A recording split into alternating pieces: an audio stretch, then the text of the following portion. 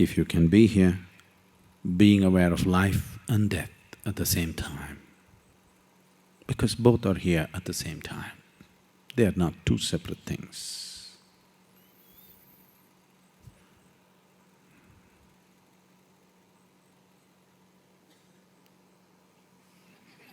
That's all it is. That fragile, at the same time so sturdy.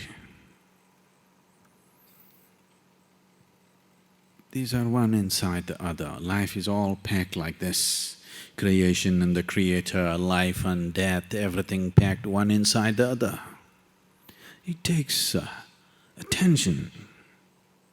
It takes a lot of attention if one has to see what it is.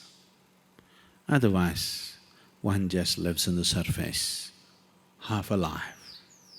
If you do not know life and death at the same time, you know only one half of life.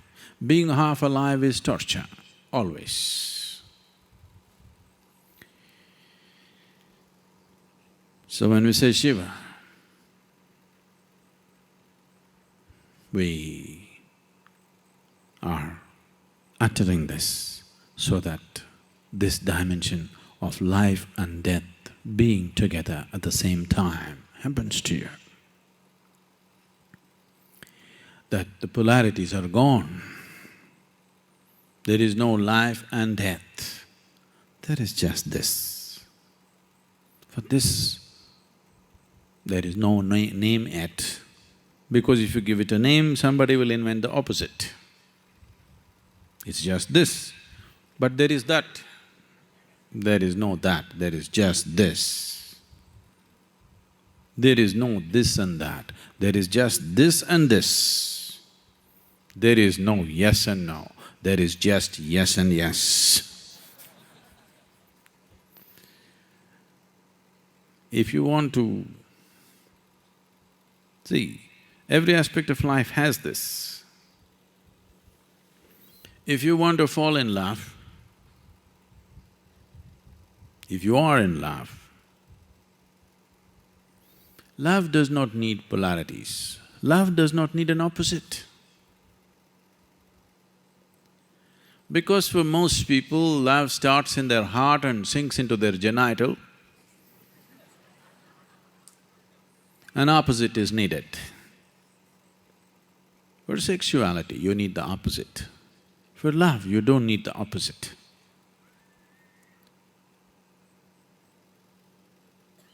What you thought is you and something has become just this, for example, on many levels. Starting in the yogic terminology, if you want to look at it, starting from the Mooladhara, where it is about food and sleep. There is that and this. If you eat it, everything becomes this. Now, you are mentally alert, you are looking at things, there is you and the other. If you fall asleep, there is just this. There is no this and that. So this is on all levels. If it happens in the lowest chakra, low is not the word. When I say low, we're not talking high and low, we're talking geographically, Southern chakra.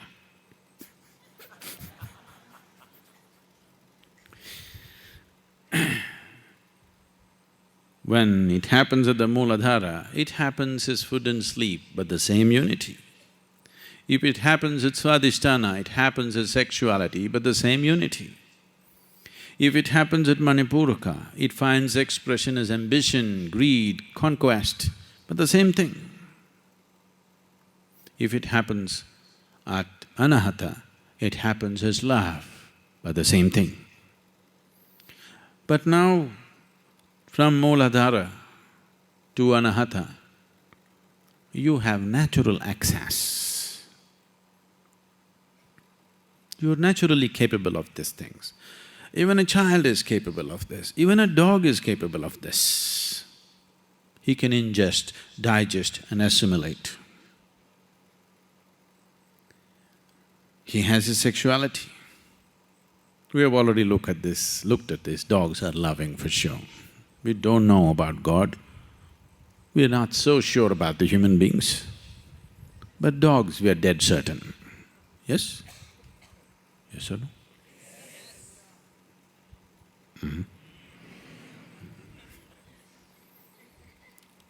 There is no question about dog's love. God's love, we don't know. Man's love, woman's love, we're not sure. Sometimes it looks real, sometimes we don't know. Dog's love, dead certain we are. So, from Mooladhara to Anahata, it's open to every creature, actually. This comes naturally, this is a gift from nature. But if you want to go beyond this, if you want to know the union that the Vishuddhi brings about, the union that the Agna brings about, the highest possible union that can happen at Sahasrara, this will not happen unless you strive for it. If you want to live here as just another creature on this planet, nothing wrong. There's absolutely nothing wrong. When I say a cow, a dog, an elephant, a snake, I am not speaking in any derogatory term. I know, it's a very derogatory thing to say you're a dog. I don't know why.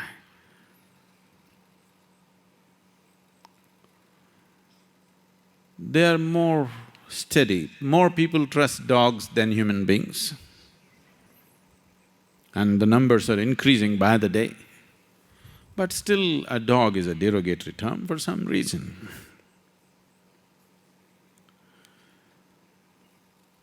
So I'm not speaking of these creatures as in any derogatory sense, but limited for sure, isn't it? The possibilities of life are limited in these forms. We are just talking about boundaries, because the basic concern of a human being is to go beyond his boundaries, always. So if you want to go beyond these four levels of union that one can know, then it needs a little more awareness, a little more devotion, a little more push. If your energies rise, if you become aware, or if you experience the union in your Vishuddhi, you will become stupidly devotional. I'm saying stupidly devotional not because devotion is stupid, but generally devotees are perceived as idiots by the well-educated world because they don't stand to their reason. Anything that does not agree with your way of reasoning seems stupid to you. But it doesn't matter how stupid you think they are, they're experiencing a lot more pleasantness than you do. Maybe they're not so stupid at all. It is just that they have moved their life from simple 1 + 1 = 2 to a different kind of arithmetic within themselves, where there is no plus or minus, it's just 1, always 1. You must understand, without 1, there is no number system. Just always 1. If you know union on the level of your Vishuddhi, this is what happens, tremendous sense of power, because this union is a different kind. If the union is on the level of Agna, then this brings absolute awareness and knowing. Now, once someone has attained union on the level of Agna, Suddenly, the intellectual types look stupid in front of him.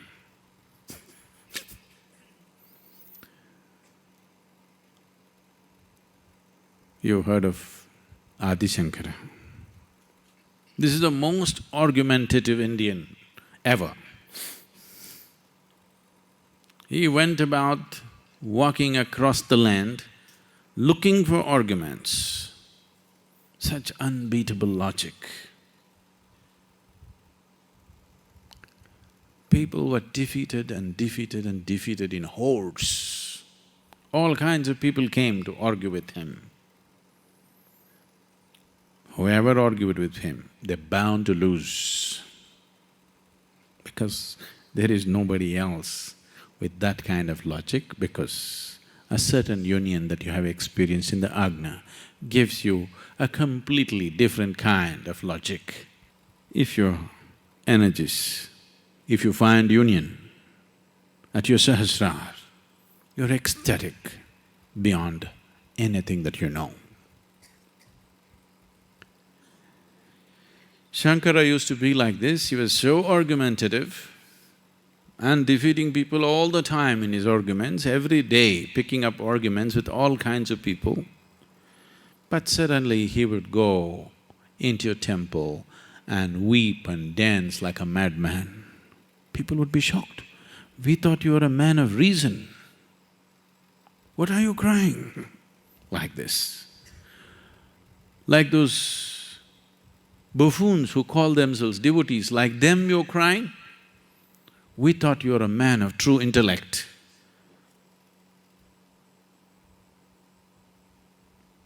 He would say, that's for the world, my logic is for the world, this is for me.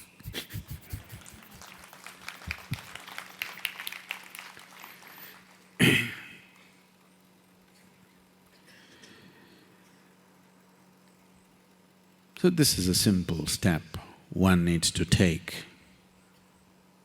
In your awareness, if life and death are at the same time, if they are not two separate things, then you have set the fundamentals for the highest union possible. You got the right foundation. You want to live, you don't want to die, you are on a very wrong foundation.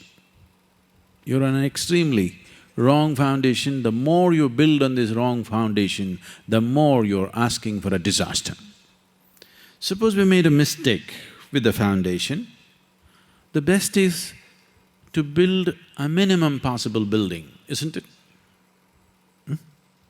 Suppose we've done a mistake with the foundation work, even in a construction site, the best thing is to build a minimum possible building. The more you build, the more you're putting yourself to risk. That is why they talked so much about renunciation. Because they said, you got a wrong foundation, don't build too much. The more you build further away from truth you will go, keep it minimum. Because the foundation is wrong, till you fix that, don't build too much.